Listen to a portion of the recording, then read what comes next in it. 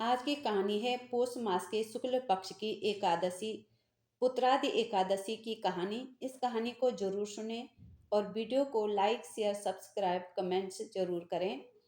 पौष मास के शुक्ल पक्ष की एकादशी तिथि को आने वाली एकादशी का अत्यधिक महत्व है। इससे पुत्रादि एकादशी के नाम से जाना जाता है। मान्यता है कि इस दिन भगवान विष्णु की विधि पूर्वक पूजा करने और व्रत करने से संतान की प्राप्ति होती है। इसके साथ ही इस दिन सभी दुखों और पीड़ाओं से मुक्ति भी मिलती है। पूष पुत्रदा एकादशी को वैकुंठ एकादशी के नाम से भी जाना जाता है। यह व्रत संतान की प्राप्ति के लिए किया जाता है।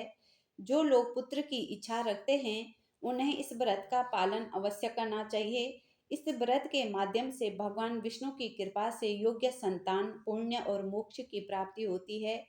एक समय की बात है, पौराणिक कथाओं के अनुसार भद्रावती नदी के किनारे राजा संकेतमान का शासन था। उनकी पत्नी का नाम सभ्य था। राजा के पास सभी प्रकार की समृद्धि थी और राज्य में धन धान्य की कोई कमी नहीं थी। प्रजा भी सुखी थी। लेकिन राजा को एक गहरी चिंता थी कि उनके कोई संतान नहीं थी।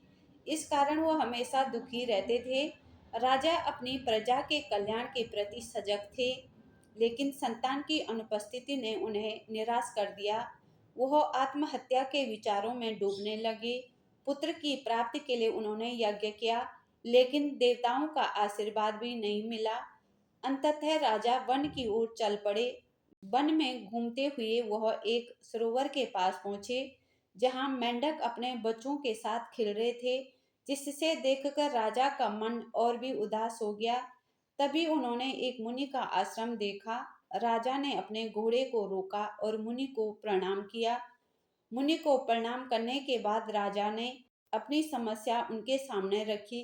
राजा ने मुनि को प्रणाम करके अपनी समस्या प्रस्तुत की। मुनि ने उन्हें पुत्र की इच्छा के लिए किए जाने वाले व्रत, जिससे पुत्रदा एकादशी कहा जाता है, उसके बारे में जानकारी दी। उन्होंने कहा कि यदि राजा इस व्रत का पालन करें और रात्रि जागरण करें तो निश्चित रूप से उन्हें संतान प्राप्ति होगी। इसके बाद राजा को एकादशी व्रत के महत्व के बारे में विस्तार से समझाया गया। राजा ने विधि पूर्वक एकादशी का व्रत संपन्न किया और निर्धारित समय पर व्रत का पारण किया। इसके पश्चात रानी ने कुछ समय बाद गर्भ धारण किया और 9 महीने के उपरांत एक सुंदर पुत्र को जन्म दिया।